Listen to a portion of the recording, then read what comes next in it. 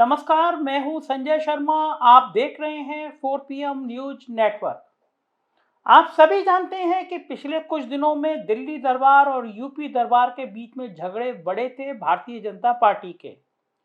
दिल्ली दरबार और यूपी दरबार में बढ़ते हुए झगड़ों का नतीजा था कि भारतीय जनता पार्टी के ट्विटर के अकाउंट के मुख्य पृष्ठ से प्रधानमंत्री नरेंद्र मोदी की तस्वीर हटा दी गई थी, जेपी नड्डा की तस्वीर हटा दी गई थी।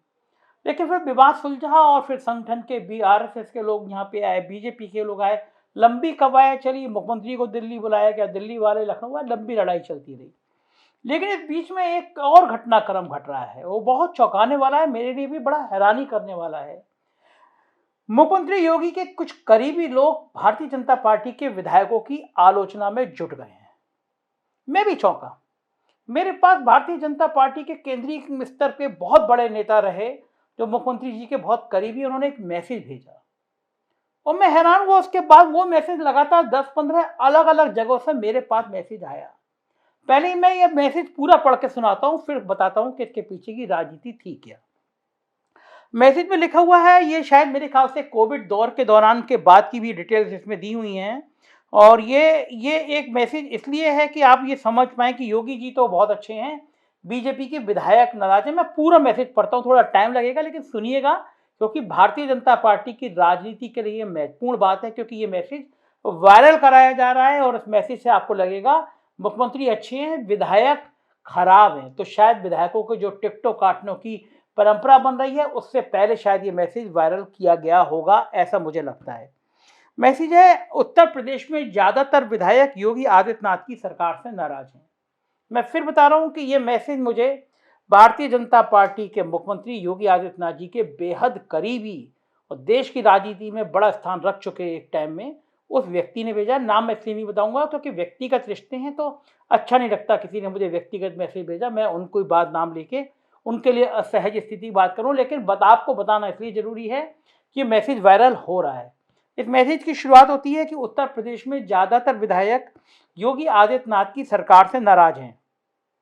नाराजगी में पत्र लिखकर सोशल मीडिया पर भी डाल रहे हैं। आपको याद होगा, कानून मंत्री ब्रजेश पाठक जी, संतोष गंगवार, तमाम विधायकों के पत्र सामने आए थे। नाराजगी में पत्र लिखकर सोशल मीडिया पर डाल रहे हैं। उस पत्र को आधार बनाकर मीडिया का एक वर्ग मुख्यमंत्री योगी आदित्यनाथ की कुर्सी लगातार छीनता रहा है। ये विधायक इसलिए नहीं नाराज है कि उन्होंने डीएम और सीएमओ को किसी ऑक्सीजन में प्लांट लगाने को कहा और उनकी बात को तवज्जो नहीं दी गई। ये विधायक इसलिए भी नाराज नहीं है क्योंकि उन्होंने जनता से जुड़ी किसी समस्या के समाधान के लिए शासन को पत्र लिखा और उस पर कोई सुनवाई या कार्रवाई नहीं हुई। बल्कि ये विधायक इसलिए नाराज हैं कि उनकी सरकार होने के बावजूद भी ये अपने चहेते डीएम, एसपी, सीओ, एसडीएम, थानेदार की नियुक्ति नहीं करा सके, खनन टेंडर और ठेकों को अपने लोगों को नहीं दिला सके। ज्यादातर विधायक इसलिए भी नाराज हैं कि टिकट पाने और चुनाव जीतने के लिए जितनी बड़ी धनराशि खर्च की, उतना भी कमाना मुश्किल हो गया। इन विधायकों को एक ऐसे अदद मुख्यमंत्री की दरकार थी जो खुद भी कमाए और इन्हें भी कमाई करने का में अपना सहयोग दे। योगी इस मानक पर तो बिल्कुल खरे नहीं उतरे और वे इस काम के लिए घृणा के पात्र भी हैं। भाजपा कार्यकर्ता भी नाराज हैं कि वह सपाइयों बसपाइयों की तरह थानेदार को गाली नहीं बक सका, कहीं जमीन कब्जा नहीं करा सका, अपराधियों की पैरवी नहीं कर सका। इसी का परिणाम है कि सरकार के अच्छे कामों को संगठन तक, जनता तक पहुंचाने के पूरी तरह असफल रहा है, क्योंकि तमाम लोग नाराज हैं। दरअसल योगी आदित्यनाथ की पूरी तरह पॉलिटिकल व्यक्ति नहीं है। पॉलिटिकल होते तो पिछले मुख्यमंत्रियों की तरह अपराधियों के खिलाफ बयानबाजी कर चुपचाप सरकार चलाते और अपराधियों को जेलों से खुलकर अपराध करने की छूट दे देते। लेकिन उन्होंने बयानबाजी करने की जगह अपराध और अपराधियों को नेस्तनाबूद करने की गैर राजनीतिक सोच का अख्तियार किया। राजनीतिक व्यक्तियों की तरह कथनी करनी में भेद नहीं होने के चलते आज अपराधियों की गोली का जवाब गोली से देने और अपराध की बदौलत खड़े आर्थिक साम्राज्य को तहस नहस करने की रणनीति पर काम किया। आज उनके इस अप्रोच का असर है कि यूपी में संगठित अपराध की कमर टूट चुकी है। इतनी बड़ी उपलब्धि संगठन और कार्यकर्ता जनता तक नहीं पहुंचा सके क्योंकि वह सरकार से नाराज हैं।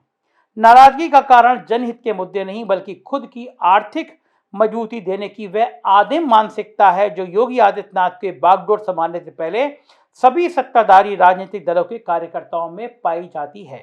रही है, पाई जाती रही है।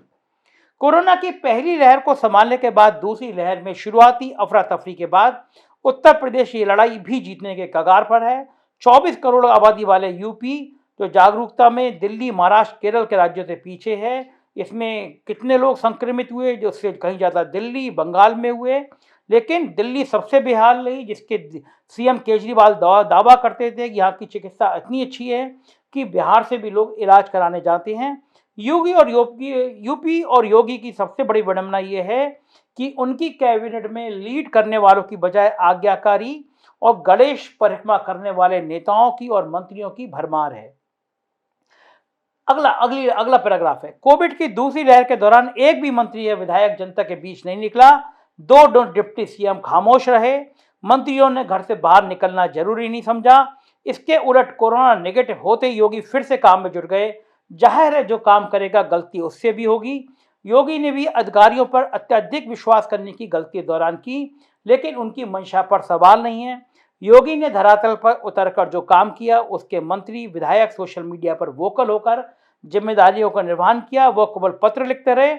योगी कोरोना महामारी काल में भी शहर गांवों की खाक खाक छानते रहे। महामारी की शुरुआत में मची अफरा तफरी से उनकी छवि को धक्का लगा, लेकिन उन्होंने मेहनत के बूते डैमेज कंट्रोल किया। उनकी मेहनत और स्वास्थ्य जनता के बीच सरकार की सकारात्मक छवि पेश की। विपक्ष के नेता यूपी में सरकार बनने की दावेदारी। समाजवादी पार्टी अखिलेश यादव के कोरोना काल में अपनी संसदीय क्षेत्र आजमगढ़ तक नहीं गए, जबकि योगी ने इस विषम परिस्थिति में भी राज्य को मत डाला। यूपी बड़ा राज्य है और केंद्र की चाबी इसके पास है। बंगाल की हार, यूपी पंचायत चुनाव के अपेक्षित परिणाम न मिलने से भाजपा हाईकमान और संघ यूपी के चुनाव को लेकर चिंतित है। सरकार और संगठन के बीच तालमेल की कमी की जानकारी उन्हें भी है। भाजपा ने इन दोनों पर भरोसा करते हुए बंगाल में बड़ी जिम्मेदारी दी थी। संघ सर कहवा दत्तात्रेय होसबोले भी पंचायत चुनाव के परिणाम से चिंतित हैं, क्योंकि जनता के बीच सरकार की कामकाज को लेकर नाराजगी नहीं है, बल्कि संगठन का निष्क्रिय होना है। मतलब सारा दामोदर सीएम बहुत अच्छी काम कर रहे हैं, संगठन बेकार, मतलब सुनील बंसल बेकार और स्वतंत्र देव भी बेकार। संगठन योगी की सरकार के कामों को जनता तक पहुंचाने में अब तक नाकाम रहा है। संगठन मंत्री बीएल संतोष यूपी सरकार और यूपी भाजपा के बीच के असंतोष को दूर करने की कवायद में जुटे हैं। जिला पंचायत अध्यक्ष चुनाव में ज्यादा से ज्यादा सीटें जीतकर माहौल अपने पक्ष में करने की हिदायत भी यूपी भाजपा के नेताओं को दी गई थी। हर संभावित रणनीति अख्तियार करने का निर्देश दिया गया था। मीडिया का एक वर्ग भले ही पिछले 1.5 साल से रोज योगी की कुर्सी छीन रहा हो, लेकिन यूपी भाजपा को स्पष्ट संकेत दे दिया गया है कि मुख्यमंत्री योगी आदित्यनाथ रहेंगे। ये मैंने पूरा मैसेज आपको इसलिए सुनाया कि ये व्हाट्सएप फैक्ट्री से मैसेज नहीं आया। मैं फिर कह रहा हूं, ये मैसेज मुझे योगी आदित्यनाथ जी के बड़े करीबी, जो केंद्र सरकार में मंत्री भी रह चुके हैं, उन्होंने मुझे भेजा। अब मैं ये जानना चाहता हूं कि योगी आदित्यनाथ जी के करीबी भारतीय जनता पार्टी के विधायकों की इस तरह फजीयत क्यों कराना चाहते हैं? क्या ये सारी बातें सच हैं जो इस मैसेज में लिखी गई थी? क्या मंत्री निकले नहीं थे? उत्तर प्रदेश के मंत्री ब्रजेश पाठक कोरोना संक्रमित होने के बावजूद जिस स्तर तक निकले, जितनी मेहनत लखनऊ में की, उतनी मेहनत शायद किसी विपक्ष के नेता, किसी सत्ता पक्ष ने नहीं की। तो क्या वो गलत है? क्या बीजेपी का संगठन कुछ है ही नहीं? मतलब इसमें तो ब्रांडिंग सिर्फ योगी आदित्यनाथ की मैसेज में है। सुनील बंसल गांव गांव की खाक छान रहे हैं 2012-14 से। ये जो भव्य इमारत बन गई भारतीय जनता पार्टी की, वो संगठन कुछ नहीं है, सिर्फ योगी आदित्यनाथ हैं। भारतीय जनता पार्टी के विधायक अगर चिट्ठी लिख के अपनी बात कह रहे हैं कि सीएम उनका फोन नहीं उठा रहा, तो गलत है। कोई बेईमानी नहीं। गन्ना मंत्री की सुरेश राणा जी मुख्यमंत्री के सबसे करीबी हैं। एक संपत्तियों की खुली जांच क्यों नहीं हो जाए कि पिछले जब से 4.5 साल में राणा जी और उनके परिवार की बेशुमार दौलत कैसे खड़ी हो गई। दूसरे जल शक्ति मंत्री महेंद्र सिंह, एक साल में वो कारनामे सामने आ रहे हैं, आप दांतों तले उंगली चबा लेंगे। दोनों मंत्री मुख्यमंत्री के दाएं और बाएं हैं। पंचम तल के अफसर, गले गले तक भ्रष्टाचार के आकंठ में। कोरोना काल में लूट हो रही थी, क्या विधायकों ने कर दी थी? सुनील बंसल ने कर दी थी? संगठन के लोगों ने कर दी थी? अफसरों को निर्देश कौन देगा? सुनील बंसल देंगे? ये पहली बार नहीं हो रहा है। 2.5-3 सालों से मुख्यमंत्री जी के करीबी रहने वाले लोग सुनील बंसल को टारगेट कर रहे हैं। भूल जा रहे हैं कि जो बड़ी इमारत है ना, इस इमारत की नींव का पत्थर जो है वो सुनील बंसल है। गली गली मोहल्ले मोहल्ले में अगर संगठन खड़ा करने का श्रेय जाता है तो वो अमित शाह को जाता है, वो सुनील बंसल को जाता है। एक बहुत बड़ी भव्य इमारत बनाए और उसके 5वें तल पे आलीशान दफ्तर में बैठ के आप कह दें कि सब कुछ आपने बनाया है, ऐसे ही मुख्यमंत्री जी के समर्थक कह रहे हैं। मगर वो नींव से लेकर वो भव्य इमारत कैसे बनी, इसकी गवाह वो कार्यकर्ता हैं जो आज भी मंत्री होने के बावजूद भी, अशोक कटारिया जैसे मंत्री जो आलीशान बंगलों में नहीं रहे शुरुआत में, बीजेपी के दफ्तर में सोए। वो सुनील बंसल जो सबसे ताकतवर माने जाते रहे, लेकिन बीजेपी के दफ्तर में सोए। और हो क्या रहा है पिछले 2-2.5 सालों से?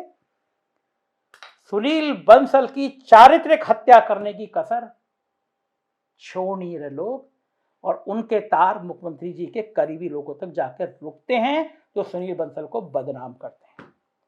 ये मैसेज मैंने संभाल कर रखा, स्क्रीनशॉट मैंने अपने एडवोकेट को भेजा। सरकार का भरोसा नहीं होता है मुझे, वैसे ही मेरे पीछे बहुत नाराज रहते हैं क्योंकि मैं खरी खरी और सच बोलता हूँ। कभी मेरी ईओडब्ल्यू जांच होती है, कभी एसटीएफ मुझे धमकाती है, कभी मेरे दफ्तर पे हमला होता है, तो मुझे बिल्कुल भरोसा नहीं है। मैं जो वीडियो बोलता हूँ मुझे यकीन नहीं होता है कि कल सुबह मैं वीडियो बोलने लायक होगा नहीं होगा, क्योंकि मुझे पता है कि साजिश की जा रही है कि चुनाव से पहले मेरे ऊपर कोई कोई बड़ी साजिश कर ली जाए जिससे मैं सच आप तक ना पहुंचा पाऊं।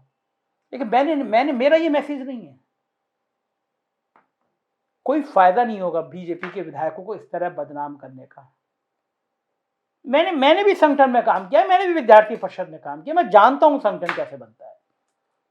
मैं लाख मुझसे योगी आदित्यनाथ जी नाराज रहे, मुख्यमंत्री जी नाराज रहे, लेकिन आपको एक समय में लगेगा कि मैं गोदी मीडिया ना होकर मैं आपकी सबसे ज्यादा सुधार करने वाले लोगों में मैं ही हूं। मैंने ही आपकी गलतियां बताई हैं। और ठंडे दिल से सोचिएगा मुख्यमंत्री जी, किस पत्रकार को बुरा लगता है? आपके अफसर मुझे बुला के कहते हैं कि इतने करोड़ों रुपए का विज्ञापन देने को तैयार है, शाम की अपनी डिबेट बंद कर दो।